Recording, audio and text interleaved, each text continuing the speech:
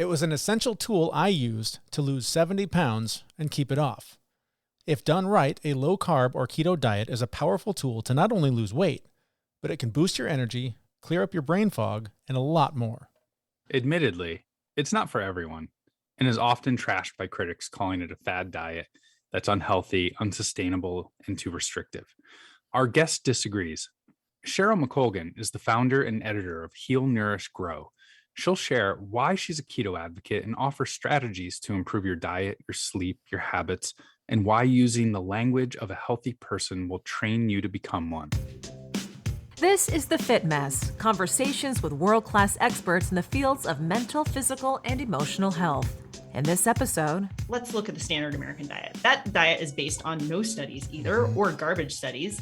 And let's look at what that diet has done to people. Yep. How successful has that been? Yeah. You would have a hard time convincing me that eating a diet of whole foods, meat and vegetables, which is what we evolved to eat, I don't understand how people can think that's unhealthy. Now here are your hosts, Zach and Jeremy. Welcome to The Fit Mess. Thanks so much for listening while you're doing whatever it is you're doing right now. I'm Jeremy and he's Zach, and together we're two vulnerable guys helping you overcome struggles to achieve your mental and physical wellness goals. And if you're sick of your own shit and you're ready to make a change, you're in the right place. Thank God. I know, we all need it. I was really just talking to myself. But today we're talking about healthy habits to improve your sleep, replacing bad habits with good ones, and why intermittent fasting and the keto diet might be worth considering if what you're eating now isn't helping you reach your health goals. And Jeremy, you've done keto, right?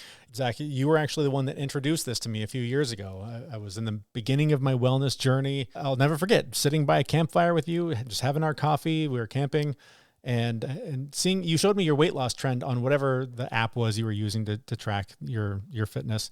And I asked what the fuck you were doing to drop so much weight so quickly. And you mentioned that keto was what you're doing. And it started me on the path to fewer carbs and more movement, and eventually that loss of 70 pounds. And now, years later, it's been, I think, 4 or 5 years, there was still about 20 pounds that I want to get rid of. And for the last few years, I keep going, why can't I just got to get motivated. I got to exercise more. I got to do something. And if I just look at my own history, I go, oh, well, that worked. Why don't I just do that again? So I'm easing myself into it. As a vegetarian, it's not an easy thing to do, but I'm just trying to limit the amount of carbs. I'm doing, again, what I did the first time, starting with hitting a target of no more than 100 grams of carbs a day. I haven't hit that target yet, but I'm working on it. I'm easing my way into it. But yeah, it has been super successful for me, and I know it was for you too. Yeah, no, I really loved keto, and we are not a proponent of any particular diet. As a matter of fact, we don't like diets. We like eating healthy and eating right for yourself and eating for a lifestyle, right? You're not going to go eat one way for a month and then go back to your crappy eating, right? It's about balance and sustainability. However, the chemical changes that happen in my body when I eat keto, when I eat, less than 30 grams of carbs a day, caused reduced inflammation in my body. It removed my brain fog, on top of the fact that I lost a ton of weight and I got really cut and I saw my abs for the first time. That was a cool bonus, but I just felt awesome. And I actually committed to eating, keto for the rest of my life at that point. Turns out I've got a genetic marker that prevents me from eating keto because it spikes my cholesterol to a point that's a little bit dangerous, but that's unfortunate for me. And keto is awesome. And we should say, if this is something that you're seriously considering, don't take our word for it. It's definitely worth talking to a medical professional and getting your blood work done and making sure that it's something safe for you to do, because it was dangerous for you, but you figured out a way to correct that course and things are good for you now. I'll never forget like you said, the clarity that I had in my mind, I was able to focus in ways that I never could before. And my entire relationship with food changed. Like, I would have to force myself to eat twice a day, because the one meal I would eat after working out in the middle of the day, I was full and I wanted to make sure I was getting enough calories. So I would eat a second meal at dinner just to make sure I was getting the calories I needed. But additionally, I would walk by the snack trays in the office where there would be all kinds of just garbage that before, of course, you would just grab a handful of wheat thins or whatever the thing was. And that food, that processed, boxed garbage food didn't even look like food anymore. The concept of thinking I'm going to eat that was just erased because my body just had grown so accustomed to not eating that anymore. Yeah. Yeah.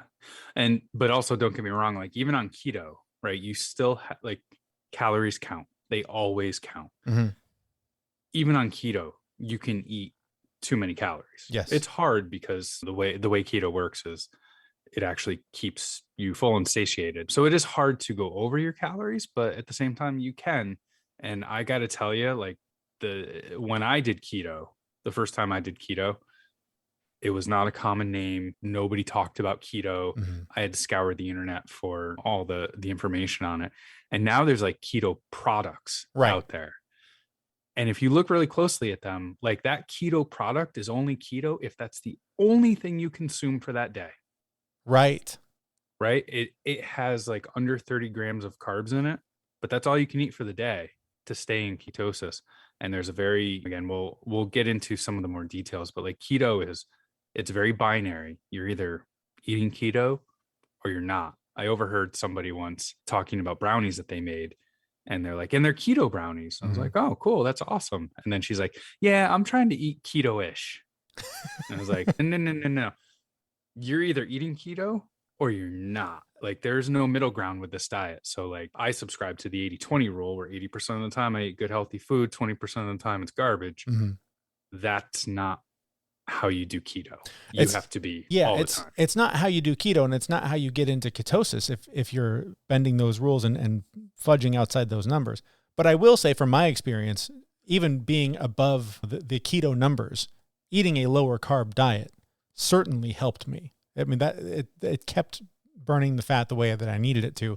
Maybe not as fast as if I had been super strict and under 25, 30 grams of carbs. But I do know, and there will be endless debate, and I'm not going to be dogmatic about this. Like, I'm not telling anyone how to eat. I'm telling you that in my experience, the fewer carbs I eat, the healthier I am and the better I feel. So you can get super extreme with that, or you can just cut them back a little bit. In my case, it helped. So if you haven't done that, I would recommend maybe giving it a try. Certainly talking to an actual expert to make sure that you're doing the right thing for your own body. Again, keto is just weird because again, even if you're doing like if you're doing what you're saying, like eating 100 grams of carbs per day, the rest of your calories have to come from somewhere. And if the rest of your calories are coming from fat and you're not actually in ketosis, then you might have a bit of an issue. So definitely talk to medical professional, dietitian, somebody who is well-versed in keto and maybe even has some background on your medical history to know whether or not you should be doing this. Like if you're type 1 diabetic, don't do keto. It'll send you in ketoacidosis, it'd be a big problem. So like big warnings here, but if you're type 1 diabetic, it can be very dangerous. But that's the only population where a keto diet is dangerous off the bat. All right. Well, so since we've now rambled about our experience with keto and all of our warnings and issues with keto, let's talk to somebody who actually knows what they're talking about. That's a good idea.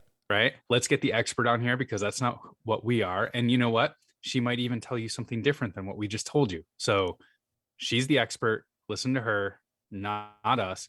Our guest today is Cheryl McColgan. She's the founder of Heal Nourish Grow. And we asked her about her own health journey that led her to where she is today. There's a lot of cancer in my family. So I got very focused on doing some practices and things and some changes in my life to try to hopefully prevent those sort of major diseases later on. But then also just in the meantime, feeling better, feeling healthier, feeling more energetic, and just trying to basically just keep walking the walk, so all these years of yoga and meditation, and was a runner for 17 years. So all these years and years of healthy practices, you got to keep it up. It's got to stay consistent to stay healthy. And what had happened was I was in a very demanding job at the time. I was traveling all over the world producing tech conferences. And that definitely contributed to a period of my life where I was experiencing more ill health. So just had to kind of step back from all that and recommit myself to making sure that I did all the things that I need to do to stay healthy. All of the things are a lot of things for a lot of people. I know that I have a hard time staying consistent with all of the things on my list. I try to stick to as many of them as I can, but narrowing down just a few, if there's somebody who's out there who's just thinking like, man, my life is just a mess. I've got to figure some things out. I've got to start doing some things better. Where do they start? Where are the simplest places to begin to start living that better life, to ward off those future diseases and issues we're going to have? What are some of the simple steps that you would tell someone who's just kind of starting out now? So whenever I work with people on changing habits, that's a big focus of mine. My degree's in psychology and my minor's in addiction studies. And so that's also been part of something that I've been very focused on over the years. And definitely my biggest tip is to start small because it can be very overwhelming. So if you think, oh, I have to do all of the things right now, you're probably not going to be very successful with that. So it's maybe picking one thing and maybe based on what either your biggest health problem is or what your biggest goal is. So for a lot of the people that I communicate with and work with, it's weight loss is a big one. And that's kind of their primary goal. So if that's the case, then it might be looking at your nutrition first. And if you're looking at your nutrition, starting to make small choices, make one better choice every day. The thing that I think are the biggest culprits that people could easily cut out and feel a big effect is not drinking your calories. So not drinking regular sodas or alcohol to excess. I mean, I'm a big wine lover. I'm not going to say that I never do that, but anytime you can moderate that a little better, you don't want to drink your calories. So that's probably one of the best places to start. And it's a very simple thing that most people can pretty easily do because at least initially they can sub in diet sodas if they still need that. Now, long-term, I do think that has some other problems. So I wouldn't say do that forever, but certainly when you're making these new changes in your life, finding a replacement behavior is really helpful. So like I said, if that's your goal was weight loss, that's probably the first place I'd start. But then there's two others that are not only very important for weight loss, but just very important for health overall. And those are sleep and managing your stress. And so if you're where I was during that time in my life where I was switching time zones all the time and I was really stressed from the job, I had started to put on some weight and I really wasn't doing anything significantly different with my nutrition at that time. So I would say if you have a high amount of stress in your life or you have a high stress job, like many people do, then finding ways to mitigate your stress is really going to help you pretty immediately. And that could be meditation. It could be yoga. It could just be any kind of movement that gives you stress release. And then as far as sleep, I've got a whole article over on healnourishgrow.com, lots of tips, but you've probably heard all them before, but it's actually doing it that's the trick, right? So a really dark room, a room that's the proper temperature, somewhere between 62 and 68 degrees, getting rid of your electronics an hour before bed. I know nobody wants to do that, but at the very least, turn on a blue light filter, and most phones and computers have that now. You don't have to download a separate app or anything. So just starting to move, again, small steps towards that. So maybe for the first thing in your room, maybe it's just making the room colder because that's pretty easy. So that's not going to stress you out too much. But again, just start small with any of it, I think is the best tip you can get. So you mentioned replacement behavior. Is that something that can be applied to everything that you just mentioned and then some? Or is that really need to be narrowed down into a certain, like you were talking about drinking your calories? Does it just apply to that or does it expand? Yeah, no, I think it's nearly everything. And this is something that I learned from my psychology training and especially addiction studies, because what happens in a lot of addiction processes, say, let's just pick one that everybody's familiar with, alcoholism, or you're trying to quit alcohol. And so what you typically find is you want to remove yourself from situations that kind of perpetuate that habit. So for example, for a lot of alcoholics, it would be going into a bar. You might want to replace going into the bar with going for a walk or having a chat with a friend or whatever it is. And replacement behaviors can be a little tricky because some things, particularly when you're dealing with something in the addiction realm, you might just trade one addiction for the other if you're not careful. And people that have addictive behavior tendencies, that's a pretty common thing. So people that, again, we'll go back to the alcohol thing. If they quit alcohol, they might start smoking or start smoking more, or they might start eating a whole bunch and go into like a food addiction kind of situation or a sugar addiction kind of situation. But so you do have to be a little bit careful with it. Where I think it is less troublesome are things more like snacking at night or something like that. So you replace snacking at night with having a warm cup of tea, or any time that you find yourself reaching for food out of boredom, you instead go on a little 10-minute walk around the block. So those tend to be like easy replacement behaviors that are not dangerous and that don't cause any problems. But again, like if you are working with an addiction type process, then you just have to be a little careful. And that's where you might want to bring in the help of a professional, just so that they can keep an eye on you as you're making that transition and make sure you're not just replacing one unhealthy thing with something that's equally unhealthy. This is something, so Zach and I were talking about this before we started talking to you, just about our own journey and how we both came from points in our life where we were drinking a bunch, we were way overweight, we were doing all of those things that we have since changed with small changes and behavior changes.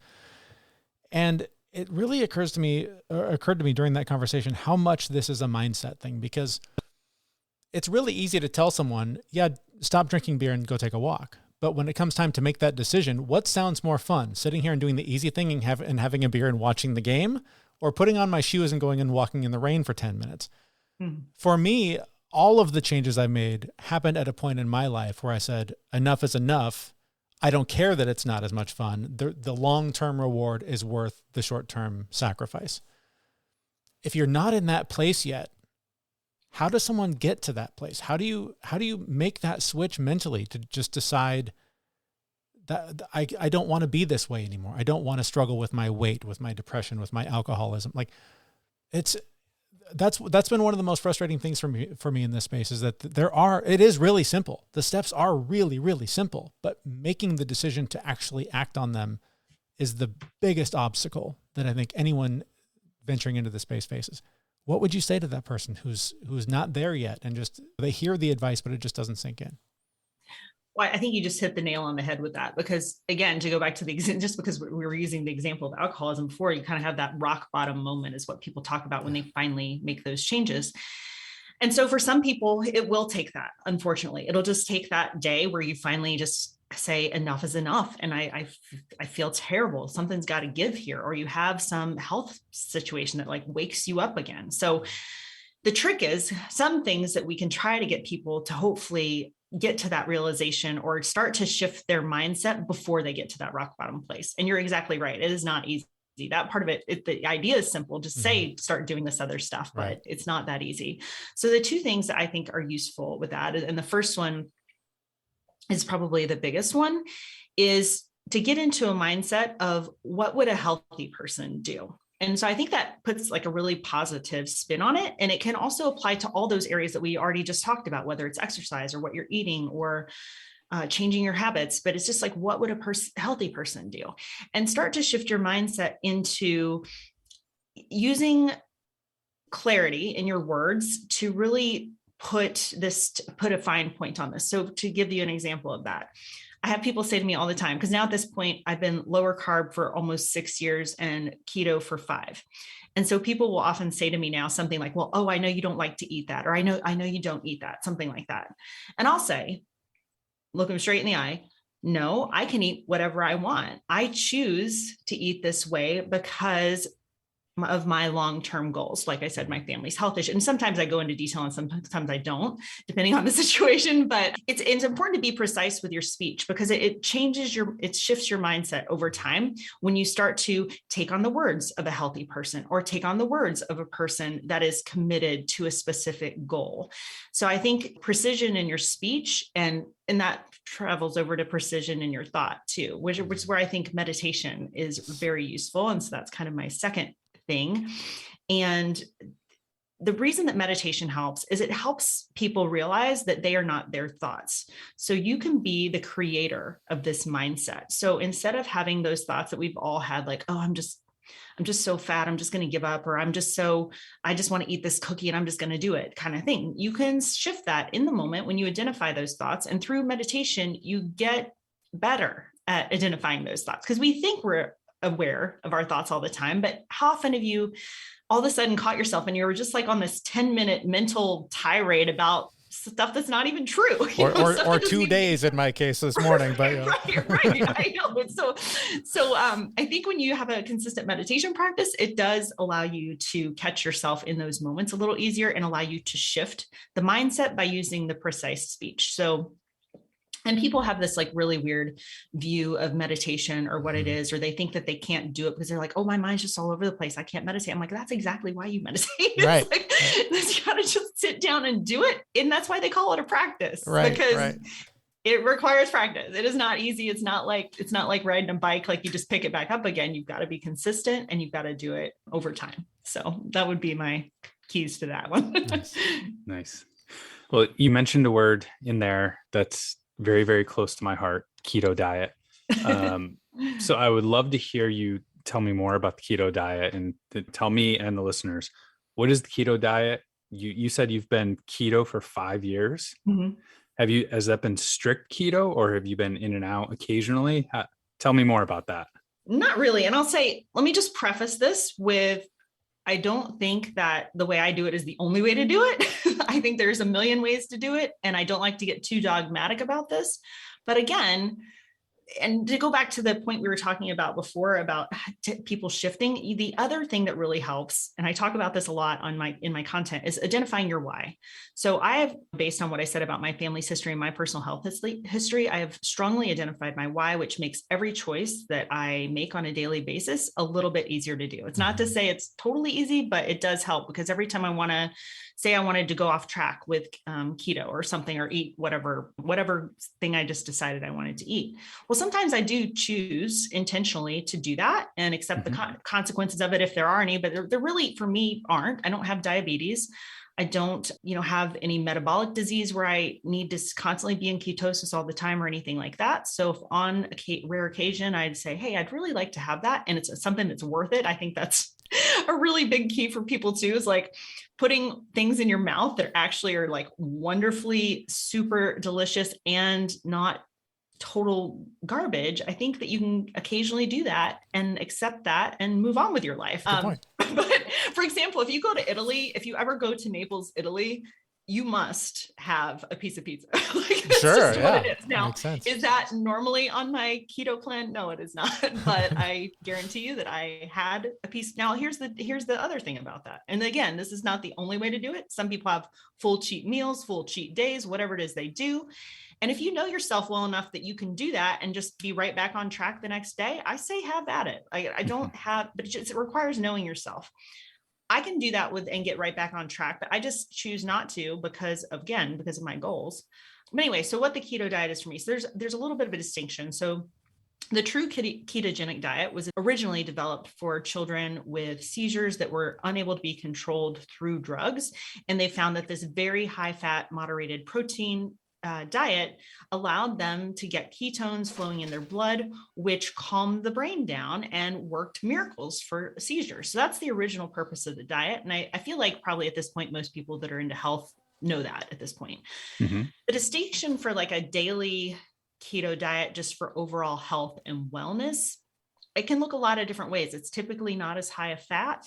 You're typically not going for super high ketone levels to manage seizures or anything, although there might be other reasons you want to do that, because the clarity that you get when your ketone levels are high and the way that your brain functions, like I write almost every day. And so for me, having a very clear brain and having a lot of ketones flowing is a good state for me to be in, but you don't have to have that all the time. Again, with my goals for health, I do tend to want personally a little higher levels of ketones because of all those reasons I already said. So I think it can look a lot of different ways for different people, but the only thing that's required to get into ketosis and kind of be like a practicing keto person is to restrict your carbs.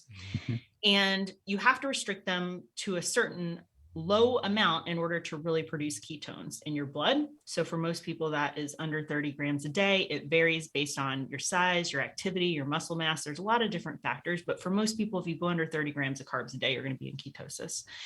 And the benefits along with that, again, I have a whole article about the benefits of the keto diet and all that stuff on my website, but the main benefits, people experience regulated hunger. They experience regulated blood sugar levels, which means it's an amazing diet for people that are diabetic or pre-diabetic. It's a great diet for many different purposes, including that original purpose of seizure prevention, but you don't need to be nearly as strict or nearly as high fat when you're practicing it for nutrition purposes. So just restricting your carbs and you're going to be in a good place if you ever want to try that. So that is what I did. I'm trying to think, I think it was 3 or 4 years ago now. And in doing so, I lost 70 pounds. And I went into it with a really simple equation. Just keep my carbs under 100 grams a day. And that was where I started. And I fluctuated and experimented with higher and lower levels. But I definitely, the mental clarity was there. The weight just melted off. I was driven to exercise every day because I suddenly had these like bursts of energy that I needed to do something with. And I've kept the weight off. I still would like to lose more, and I need to get motivated and get back on track and create the habits and all the things. There are those, and there's going to be battles online constantly for food. Who's right, who's wrong. But there are those that say the ketogenic diet is dangerous and you should not do it because it's too high fat and could lead to cholesterol problems and health issues like that. Are they wrong? Is that for specific people? What are some of the warnings that people should maybe consider before trying a ketogenic diet? Well, again, I think it depends on your goals, and I think it depends on your current health status. So for example, if you have uncontrolled diabetes, you're more likely to have amputations or death or blindness or any of these kinds of things. If you don't get your sugars under control, then you are to randomly have a heart attack, or you might randomly have a heart attack anyway, because you're so unhealthy and overweight and have diabetes. Diabetes is a huge stress on your system. It creates tons of inflammation in your body. And that is all into going right to, if the heart attack is what everybody's worried about it, you're going to get there anyway. So I don't know if that's a valid answer in that case, because that person is, again, has diabetes, and particularly if it's uncontrolled. If you're a person like me, who's just like a middle-aged person who wants to feel better and is relatively healthy to start with, I would say everybody says there's no studies. Well, the thing is, let's look at the standard American diet. That diet is based on no studies either, or garbage studies. And let's look at what that diet has done to people. Yep. How successful has that been? Yeah. So you would have a hard time convincing me that eating a diet of whole foods, meat and vegetables, which is what we evolved to eat, I don't understand how people can think that's unhealthy. It drives me crazy every time I hear this, like, oh, we need the studies. And I agree with that. It would be wonderful to have that. But part of the problem with the research that's coming out right now, and there is better and better research coming out all the time in regards to keto for like a health protocol or for weight loss. But a lot of these studies, if you really look into them and you look at these headlines, these clickbait headlines that happen from about keto diet, and then you'll go look at the study, what they're saying is low carb or keto is neither of the case. There's many of these studies, people are still getting like 40 or 50% of their calories from carbohydrates. Yeah.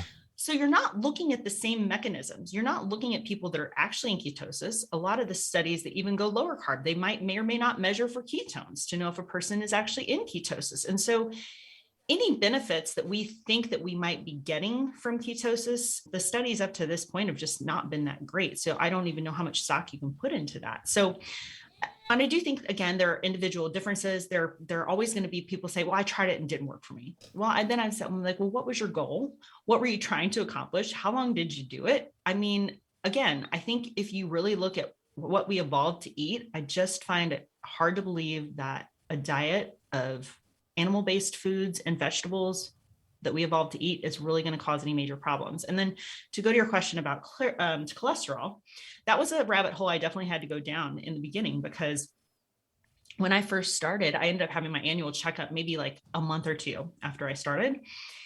And when I got my cholesterol back, it was like 500 total cholesterol.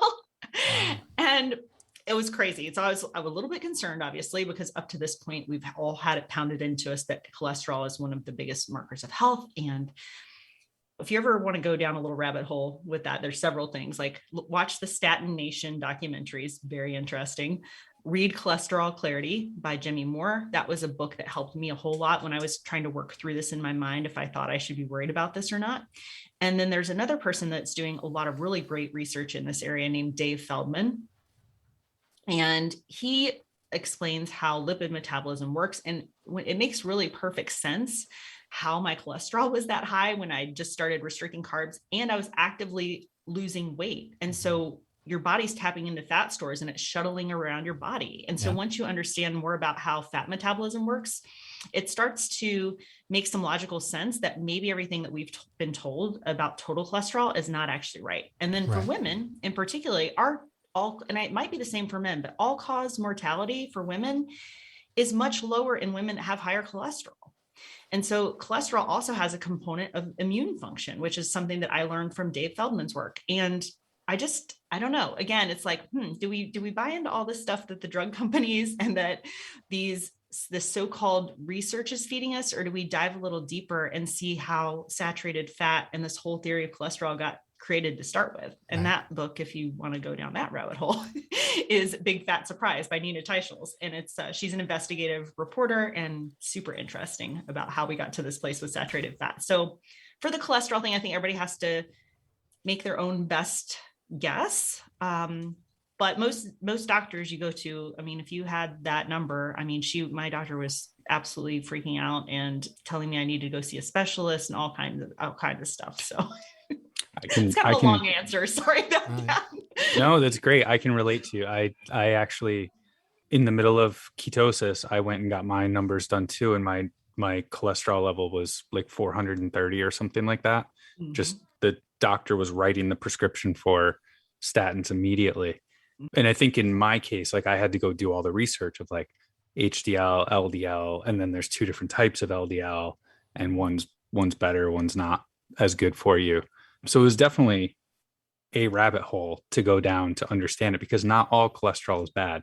In my case, unfortunately, I actually had a genetic marker that was creating the bad LDL. So my cholesterol level was actually dangerous for me. And through a whole bunch of other testing, we figured out that my arteries were actually starting to clog because of it. So it was like, I had to go down the rabbit hole and understand that. And I fixed it, and my cholesterol is normal now without statins, but it's definitely a topic of concern for a lot of people when we're talking about keto. And it's something you need to go down that rabbit hole, but it's not all bad. It doesn't have to all be bad.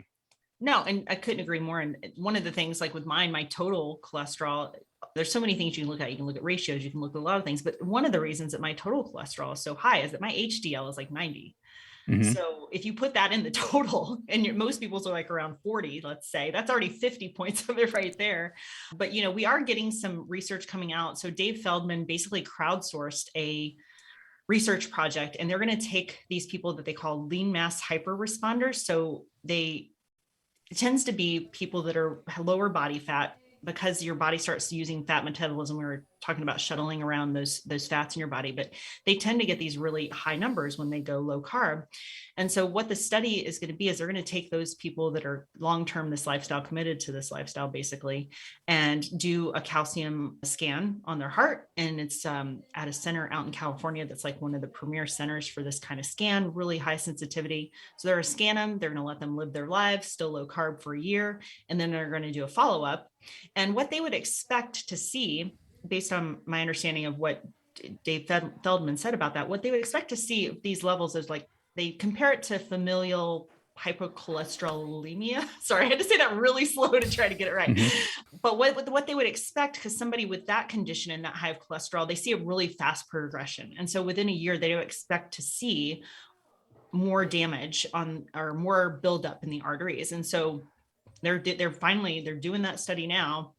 And so it should give at least people a little bit of comfort or not based on what they find. And of course, if we find, hey, people are really getting more problems from this, more buildup in the arteries, well, then that's more information to evaluate. And then maybe you make some different decisions after knowing that. But I do think it'll be helpful research just as another point of data to make people that are having that either feel more comfortable or not. And like in your case, you ended up finding out that you were having more problems. So you needed to look at that and do some changes. And I think that's the smart thing to do. I mean, I've had a calcium scan now because of all of this, and just to make sure that I'm not doing anything that's going to create long-term damage. But again, I just find it hard to believe heart disease. We never had this prevalence of heart disease until recent times. And so if we evolved to eat meat and vegetables, I find it hard to believe that the meat would be what's causing these issues. It was more likely to be all the stress and the garbage oils and any number of other things, sugar over time with all the inflammation. So I think that it's easy to want to blame one thing or to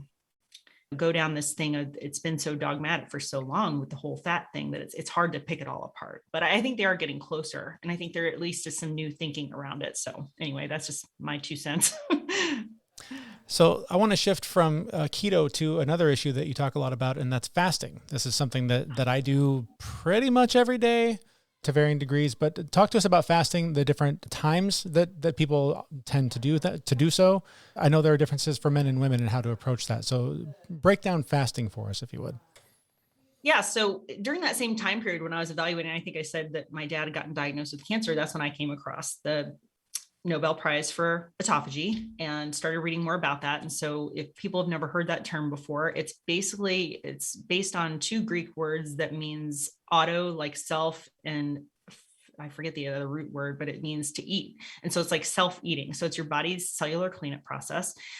And it happens on a continuum all the time. So it's always kind of happening. Your body's always doing this repair process. But what they found was that it happens the most strongly when you're not eating. And that is thus the indication for fasting. And that's what got me down that rabbit hole and got me on that program. And also luckily, due to yoga, fasting was not foreign to me because I had done it a bunch before for many, many years, not as regularly, not for as necessarily as a real health protocol, but more like kind of a discipline and spiritual practice that often happens like with yoga, with some of these things. But then after learning that, I'm like, well, I need to do this more regularly if I want to try to prevent all this stuff. So the way that people can just get started with it, and you can do this no matter how you choose to eat. I think that's what's so beautiful about it. It's one of the most powerful health protocols that you can do. And you can continue. Now, of course, I'd still like you to eat better, but you can continue to eat however you eat and still get a lot of benefit just by fasting. But just start by extending so I like to really focus on it more as an eating window, because I just think that seems more positive than a fasting window. But you want to, if you can cut off, one thing that'll help with sleep, since we talked about sleep, is if you can cut off your eating I try to cut it off by 6 p.m. If you can do it by 7 p.m., that's pretty good too. But you want your body to be kind of done digesting by the time you go to bed. And that's really going to help with your sleep. So say you do your cutoff at 6 p.m. When you wake up the next day, 6 a.m., you've already made it 12 hours, which is sad to say. That's a pretty good place to start for a lot of people, because a lot of people are very snacky at night and they kind of keep eating all the way up through bed, and they eat the first thing when they get up. So 12 hours might be where to start if you're real new to this. But I would say for optimal health, 14 to 16 hours most days. Hey, if you wake up super hungry one day, eat. This is a health practice. This is not torture, right? So some days if I just wake up hungry, I might eat breakfast that day. But typically most days, don't eat breakfast. I'll eat somewhere between 11 and 2, just depending on how I'm feeling. And I try to keep my eating window between 6 and 8 hours. So, and that's again, for health autophagy purposes. Most days, you don't have to do it every single day, but that would be a great place to start. And then extended fasting is kind of a whole different animal. There are some additional benefits that come with extended fasting. And I have an article also on that about benefits of fasting. I have it laid out in the types of intermittent fasting. So there's all kinds. There's like 1 meal a day. There's alternate day fasting, where you eat one day, you fast the next, and do that kind of off and on every day of the week. I mean, there's just so many different types. So I feel like if you play around with it enough, you'll find something that works for you. And particularly the alternate day one that I mentioned, there's some good research on that for weight loss. So if weight loss is a goal, that might be one that you try. But the extended fasting, there do become some additional benefits. So insulin levels get to their lowest, I believe it's around 54 hours. After 48, autophagy is the most strong. And particularly if you're not already eating a low carb diet, this process, when you start fasting for the benefits to kick in, takes a little longer, because when you're doing low carb or keto, you don't have the glycogen stores in your muscles. So you're already kind of most of the way there. Whereas if you are still a sugar burner, or you consume more carbs than 50 to 100, then you're going to have a pretty decent glycogen store in your body. So the first part of your fast is just going to be going through those glycogen stores. And then once it kicks over to the more fat burning process, that's when you'll start to get ketones and get some more of the benefits from fasting. So I don't want to go too long on that. No, that's great. It's a big topic. No, that's great. It is. You could probably go for a couple of hours, and I would just sit here nodding, going, Like, yeah, yes, absolutely. Keep going. This is great. So the opposite of fasting is eating, but what to eat? You have a book that's going to be coming out that has some recipes in it. Do you want to talk about that? Sure. So it's obviously all low carb keto meals, but I think it's awesome because if you just want to experiment with this way of eating, you don't have to do it all the time. You just eat a meal without carbs and see how that tastes to you, see how it goes to you. Because generally the food, I mean, we're eating some pretty delicious stuff. I mean, a lot of the things that I'm going to say, I'm almost 50. So I grew up at a time where the low fat thing, and I've done it all. I was vegetarian for 7 years. I did the low fat thing. I mean, I don't even think I had a pat of butter for like 5 years, something stupid like that. So a lot of the foods that we're eating, and particularly when people are transitioning to keto, it might look a little different because people kind of have this perception of eat all the butter and bacon you want. And that's what people are eating on keto. Yeah. Well, that's just not true. It's a lot of whole foods, a lot of, if you like vegetables, a lot of leafy green vegetables, and fish and chicken, and it can look very different for a lot of people. But in the beginning, particularly when people have been deprived of fat for a long time, in their transition, they might enjoy some of those foods again that they had kind of thought were off limits.